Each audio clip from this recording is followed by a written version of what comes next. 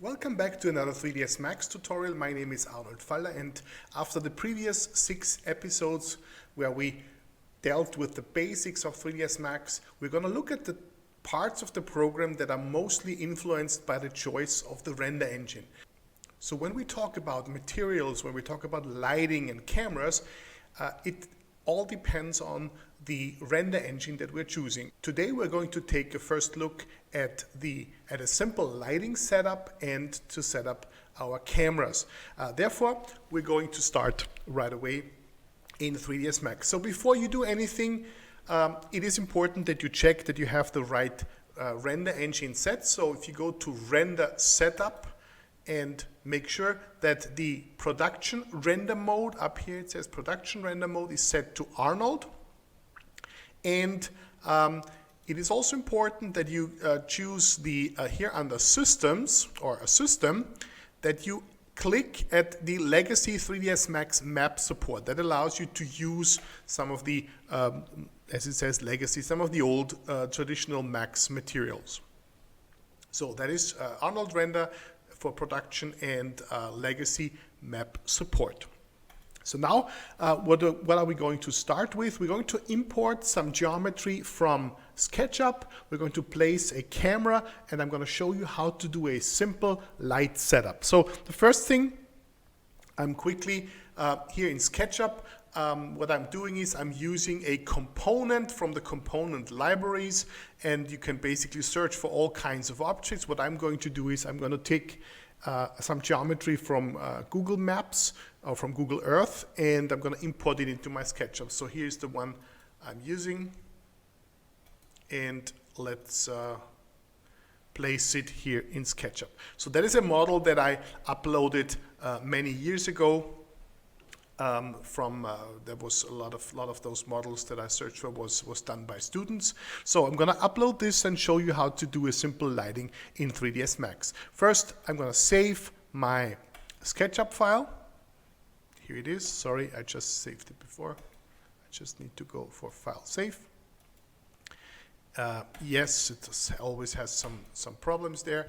And now I'm going to import the model into 3ds Max. So you go to File, Import, make sure it says all formats, or you have the SKP file format from SketchUp, and then you import it. Make sure it's the Z-axis is pointing up, and also what I want to import the texture so that the model comes in fully textured. So here it is, import.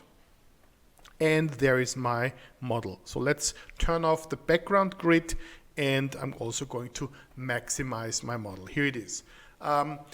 So what I'm going to do is first, if I look at the model, it is placed in the north direction. So you can see that this part, the lower part, is this is the UN headquarters in Vienna.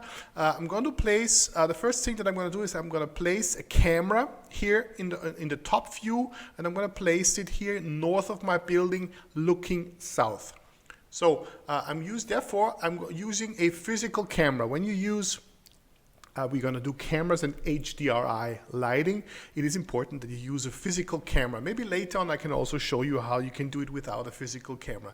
So pick a physical camera, then go somewhere north of your building, click and drag it looking at the model, looking facing south. So that creates a camera, and the camera is already selected. So when I go to modify, I can see the parameters of the camera. The first thing that I'm going to change before I do continue something else is the focal length of my camera. So right now the camera is selected. I'm in modify. The focal length is 40 millimeter, and I want to see the whole model. So I'm going to lower the focal length a little bit. So let's try at 28 millimeter. If not, maybe you have to take the camera and walk back a little bit. Now, here is my camera view. That's what it is, and there is no ground plane. So I'm going back into my top view, and I'm also adding a ground plane. Therefore, I'm simply creating a simple plane and make sure it's large enough. So let's place it all over the whole model, and also the camera is there. And now, if I look from the front, so I press F, You can see that the model is slightly below 0, so I'm also going to take my plane and move it slightly lower. And there it is, my camera is here and my ground plane. So this is what my camera sees right now, maybe a little bit further down. So maybe let's go here, and yeah, we can adjust the look, the position later on. So now we're gonna try to light it. If I render it now, it will render, but it will render with a black background, and it will render with the purple. The purple plane is maybe not suitable, so let's select the plane, go to modify, go to the color here, and I'm gonna pick a white color. If you don't have a white color, you can also add custom color here. So you pick a color slot, and then you can add a certain color. I have added white as a color there. So now it's set to a white color. So if we want to light our scene, that means I want to light it, I want to place some shadows with it. So I'm doing this by using an HDR image, a high dynamic range image. And to get an HDR image, I can recommend a website that is called HDRI Haven, HDRIhaven.com. I can place the link in the description below. And they offer all kinds of HDRIs in all kinds of sizes. And if you look at one of the HDRIs, so let's take this. Take any one where you can see the sun, for example, this here on the right side. It is a spherical 360-degree panorama, and usually on those HDRIs, the sun is somewhere in the middle. So it's usually somewhere in the center of the picture. What we are looking for now is at what height is the sun. So when it is close to the horizon, then obviously the sun will also come from this direction. If it's further up, then it's the sun is rising and it's coming from a steeper angle. So what I'm going to do is I'm going to pick any HDRI. You can also filter it somehow. I won't like to have one where the sun is pretty high. So let's choose here on the left side category midday. And it's basically you can pick all kinds of. I picked an HDRI with a couple of clouds on it, so that it has a funny cloudy sky. I also picked one that has the cloud, that has the sun in the center. So that is this one. It's called Noon Grass. So this is one that I picked. And also I picked another one with a little bit later, so that's a sunrise. I think I picked the sunrise in Venice. You can pick whatever you want. So I think I picked this one here, sunset in Venice. And another one, I also picked one at night. So if you go to night, then I picked one with a couple of stars on it. Doesn't matter, you can take whatever you want. If you click on one of the HDRIs, you will see that they are offered in all kinds of sizes or resolutions, some call it, but it's image size. I chose the 4K, so it's 4,000 pixels wide. That's enough for creating the lighting situation. It is not enough to get a nice background, therefore you have to go get a higher resolution, but I didn't want to download the large files. So I picked the 4K for all my 4 examples. Okay, we are back in 3ds Max, and so this is how it's done, a simple way to use an HDRI to light the scene. So first you need the material editor. The material editor can be found up here. The keyboard shortcut is M. So with M you can turn the material editor on and off. First, I'm going to close all the stuff here on the left side. The material editor, it's not all of them, has materials in it. Those can be placed on objects. It also has maps. Maps are usually used in materials, but there will be an extra tutorial when we talk about how to create materials. So right now, the only thing that I want you to do is you go to the maps section, open up the maps, and we're using not the Arnold specific maps, but the general maps. And the second one is called bitmap. Bitmap in this case stands for all kinds of images.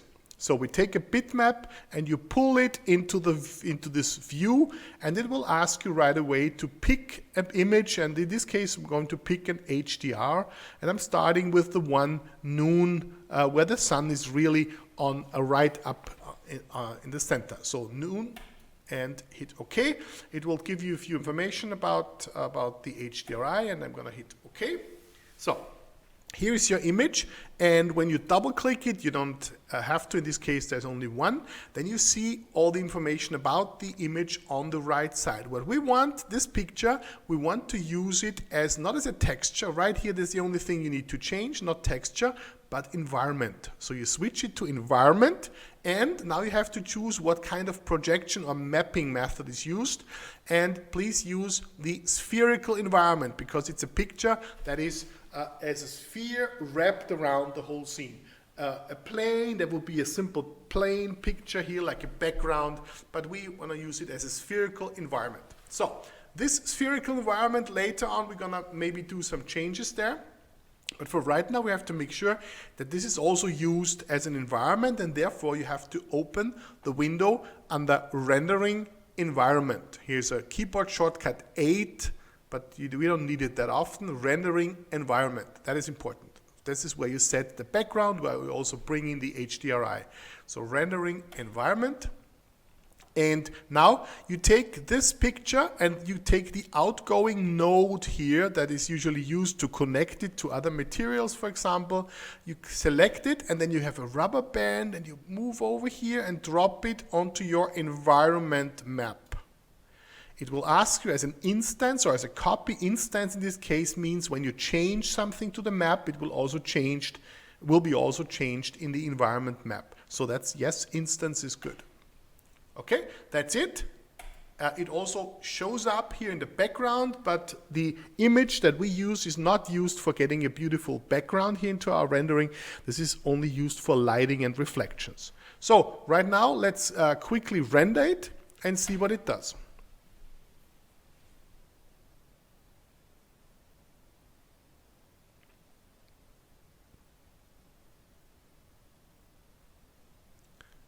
Okay, I don't have to finish the rendering. I can also here cancel it, because I can see one thing right away.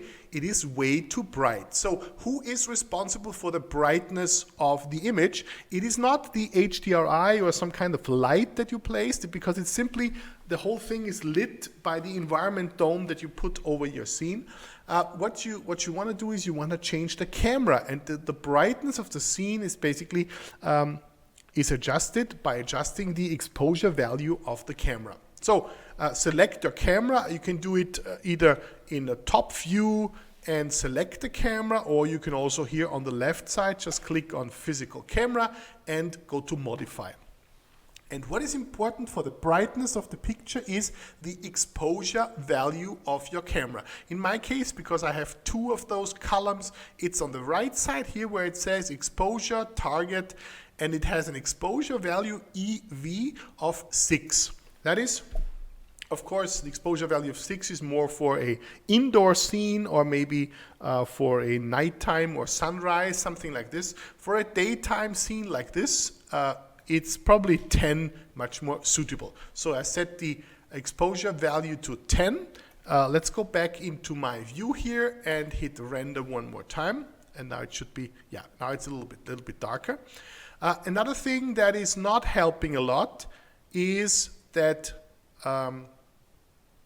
right now the sun is placed pretty much in the center, but when you place an HDRI image right there, usually the sun, when the sun is in the center of the picture, the sun is south, because like if this is your compass, the picture starts at north and then it goes all the way to south. So if your sun is in the center of the picture, it will end up being in the south. You can anytime rotate your picture, but it will not be that clear in this image, because in this image the sun is pretty much in the center, and we hardly see any shadows. So that's why I'm going to change my HDRI to another one that has the sun a little bit lower, and then we'll see the effect much better. So to change it, I'm going into the material editor, M, the shortcut, and here it says, where is it? There's the bitmap that I was looking for, the noon grass, and to change it, you just click on it and pick another one, not the nighttime. Here's the other one, sunflowers. Let's pick the sunflowers. This is the one with the clouds on it.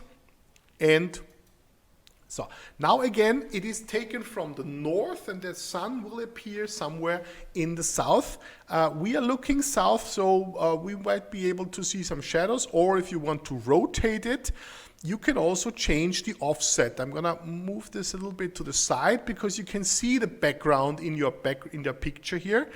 If I change the offset value here for the picture, let's go up. See, and when I increase the offset, it will rotate.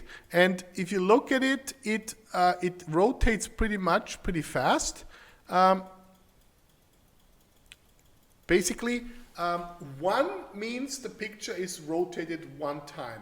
If I want to bring the sun from the south to the north, I guess it's more like 0.5 or something.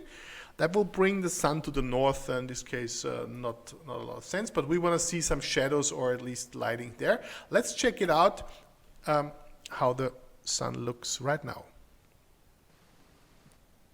Okay, I can see it right away. Here is a bit of shadow.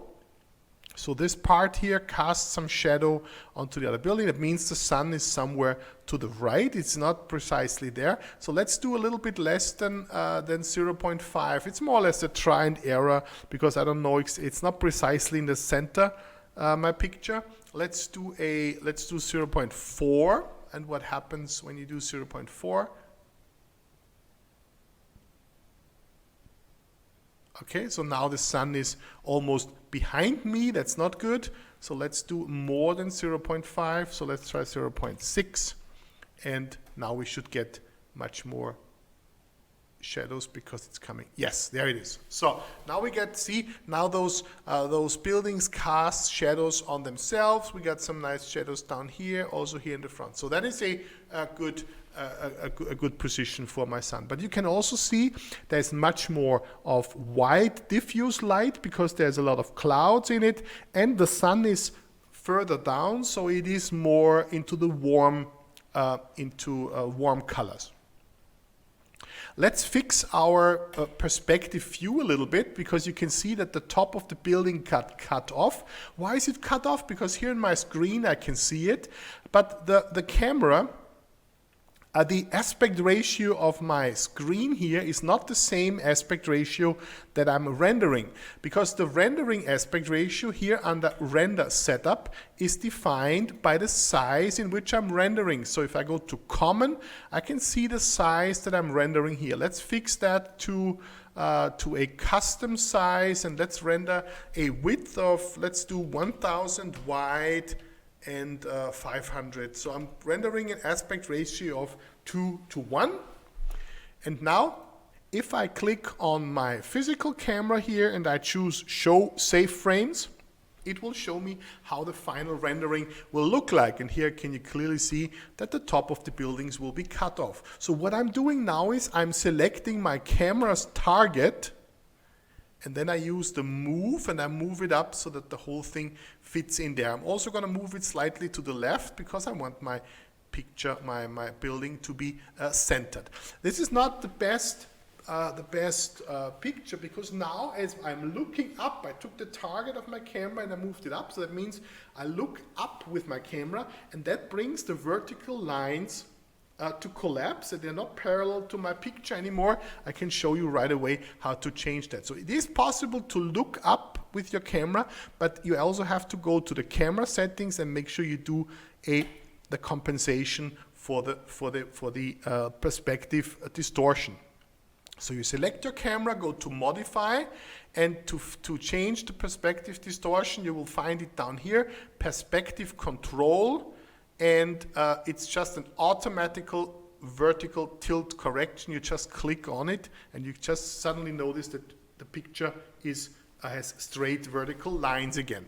So let's render it quickly. And this is how now the picture is in the center. And it looks quite well. Maybe a little dark, so if you want it brighter. That is not the background that you see, is not the background that I would usually keep in my final rendering. That has to be changed. So usually when you save it as a TIFF image, it will also save what's shown here, the alpha channel. And with the alpha channel, I can easily bring it together with a background and switch it into another background. But there will be an extra lesson to show you how to do that. For right now, if you want the picture to be brighter, you just have to lower your exposure value a little bit. So if you go to 9, for example, it will be much brighter. Or if you pick a different HDRI, it will also be also look different. I want to use another one. I want to use another HDRI. So therefore, I'm going to open the material editor one more time. This time, I'm going to take a sunset. So I'm going to pick the picture, the Venice sunset. It's one that has the sun really low. So I'm going to pick that and see how it looks. Of course, there's also buildings here, but it is the lighting is mostly influenced by the position of the sun. So there will be lots of shadows, I guess. Oh, it's a very blue. It's almost after sunset, so there's almost no hard shadows and lighting because the sun is really low.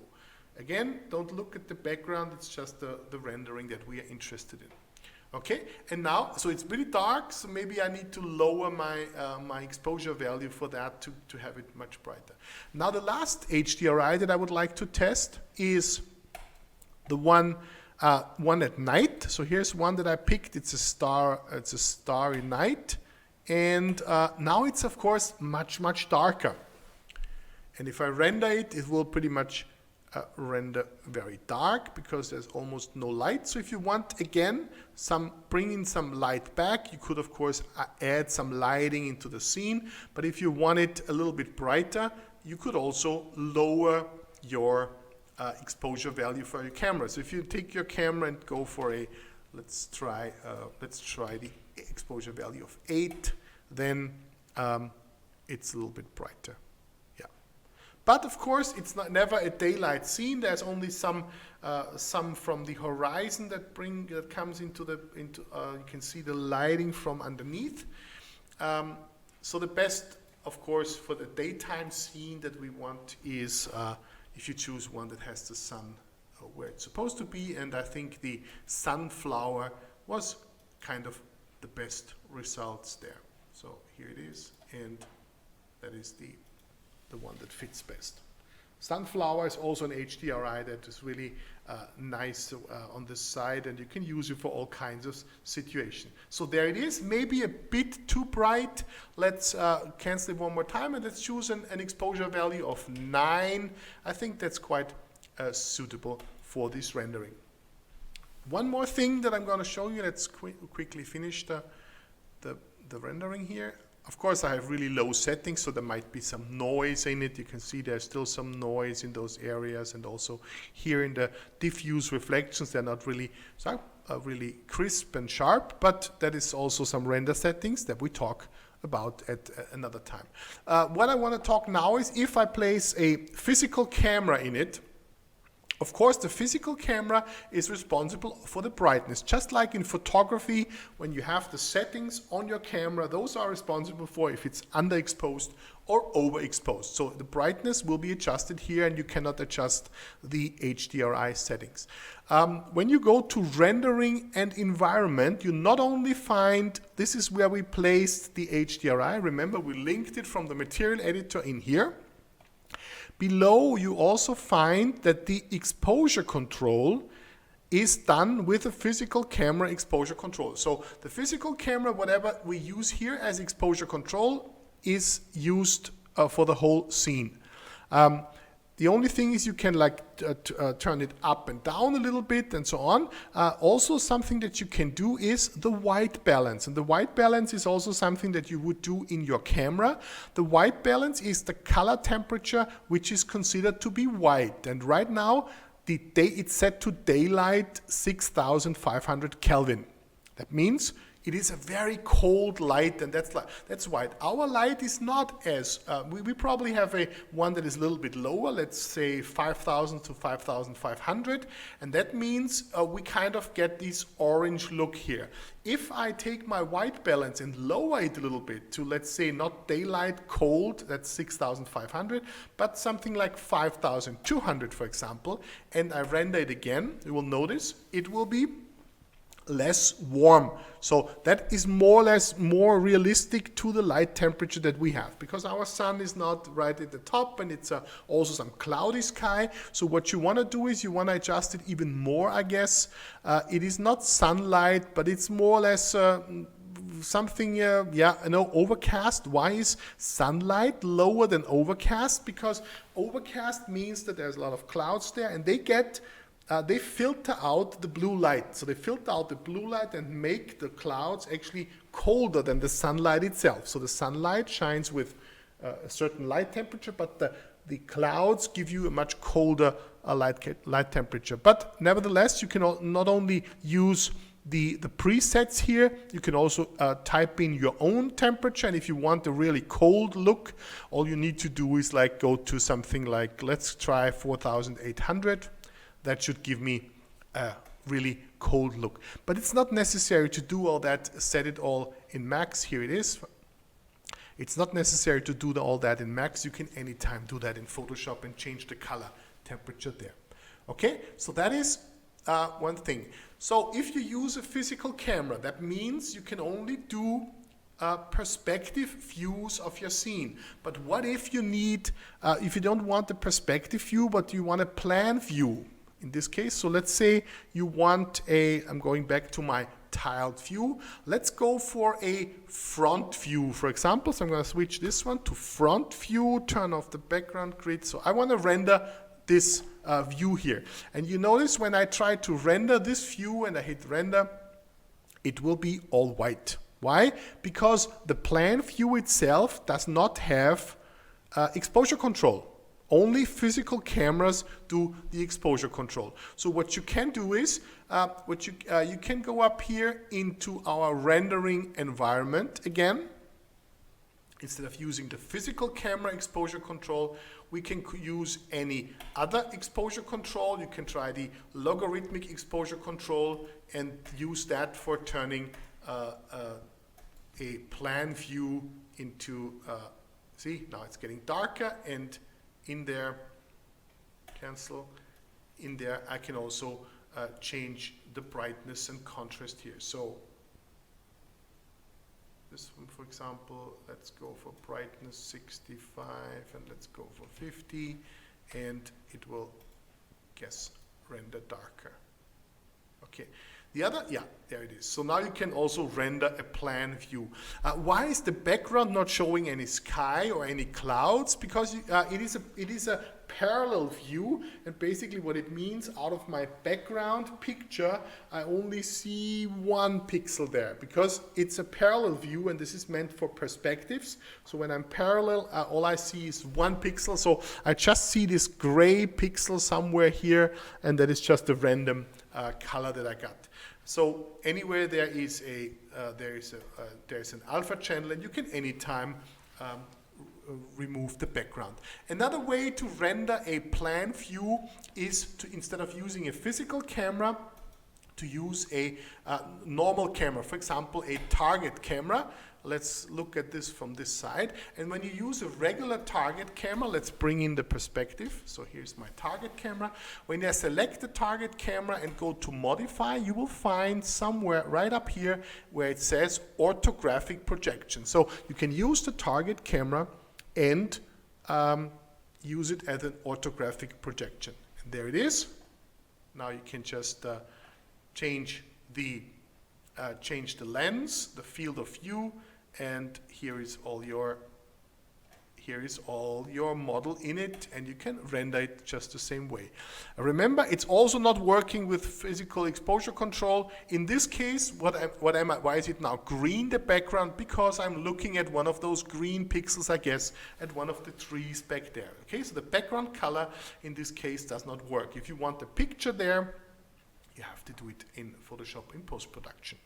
Okay, so that is how to place a simple HDRI in your scene, and using a physical camera, or if you want the plan view, just turn off the environment exposure control, or not, sorry, turn off the physical camera exposure control and use anything. I usually, before the time there was physical cameras, I used the logarithmic exposure control for that. Okay, so that was a brief introduction to using physical cameras and HDRI to do a quick lighting of your scene. This is mostly suitable for exterior scenes. So later on, we're going to do another one that's something like advanced lighting. We're going to check out how an interior scene works, how we can do an exterior scene differently than using the HDRI. And we're also going to check out more options about materials. Okay, but so far, thanks for your attention, and I'll see you in the next video.